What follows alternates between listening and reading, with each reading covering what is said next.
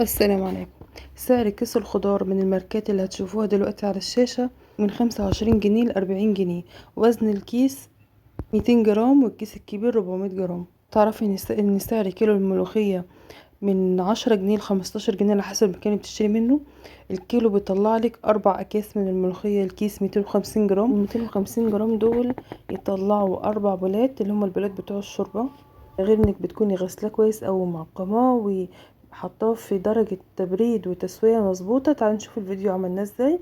بامية مقمعاها كويس، بعد كده هغسلها بمية وعليها شوية من الخل علشان تتعقم كويس، وبعد كده هشطفها لحد ما اطلع مية نظيفة وهبدأ احضرها. والله انا مرة اشتريت بامية مجمدة و...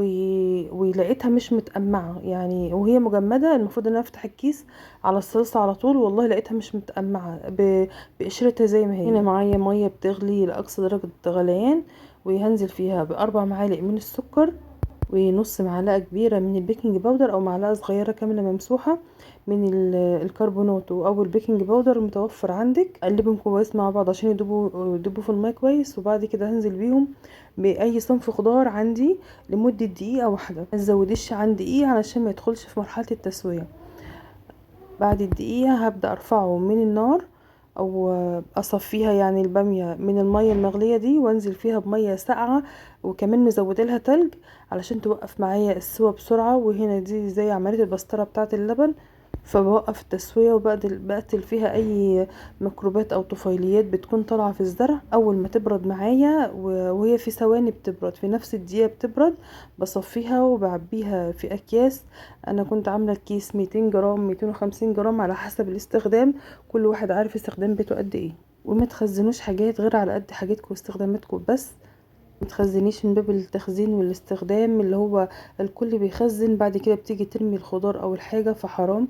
ده كده اهدار للنعمة. نفس الطريقة بعملها مع الملوخية. وفي تركية مهمة قوي في غسيل الملوخية والفرم، برضو بنقعها في مية فيها مية وشوية خل، وبغسلها كويس لحد لما تطلع معايا مية نظيفة. الملوخية بتاخد غسيل اكتر. بعد كده بحضر حلة فيها مية بتغلي، فيها معلقتين من السكر ونص معلقة كبيرة من البيكنج الكربوناتو، وبعد كده انزل فيها بالملوخية سليمة. ودي طريقة المصانع برضو لمدة دقيقة واحدة. بفضل اقلب فيها كده دقيقة واحدة بالظبط، وبطلعها على طبق فيه ميه ساقعه ومزوداه. حريصين ان احنا ما نزودش عن دقيقه علشان ما ندخلش في مرحله التسويه. انتي بعد الموقف ده او بعد المرحله دي ما بتمسكي وهي في التلج، بتمسكي ورقه الملوخيه بتلاقيها جامده زي ما هي، ما دخلتش في التسويه.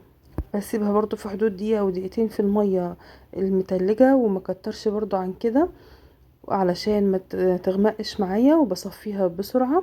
والخطوات دي صدقا ما بتاخدش وقت، يعني هو كله دقيقة دقيقة كل المراحل. وبعد كده بجيبها في الخلاط، وانا استخدمت خلاط، تقدري تستخدمي كبة او خلاط اللي يريحك علشان المتوفر في كل البيوت. اهم نقطة بقى هنا، اذا كان في الخلاط او في الكبة ما تاخدهاش ضرب مستمر. بصوا انا بعمل ضربات متقطعة، بضرب لحظة واوقف لحظة. الضربات المتقطعة دي بتحافظ لي ان الملوخية تطلع معايا قطعة، ما تبقاش مضروبة وعاملة رغاوي وهي عاملة سوائل بيضة او شفافة كده على الوش. ده حرفيا بيكون شكل الملوخية بتاعة المصانع اللي بنشتريها مجمدة من السوبر ماركت. تفضل معاكي خضرة بنفس اللون من السنة للسنة. شايفة الشكل على المعلقة؟ قطع صغيرة مش مهرية او شكلها زي العصير، محافظة على شكلها وعلى قوامها. اللي هنزل فيديو تاني فيه شكل الملوخية بعد الطبخ هي والبامية، علشان تتأكدوا تشوفوا من جودة التخزين. عبيت كل كيس 200 جرام او 250 جرام على حسب الاستخدام. الجودة واللون ما شاء الله باينة في الفيديو، وبتفضل معاكي كده قد الشكل بعد التجميد، بتفضل بنفس اللون وبنفس الجودة. الأهم ان هي ما بتغيرش طعم او لون او ريحة بعد التفريز. خزنوا على قد احتياجاتكم مش اكتر من كده، يعني حاجة ضمن نظافتها. ولو استفدت من الفيديو ما تنسيش تعملي فيديو لايك من باب الدعم عشان تقدر القناة تستمر.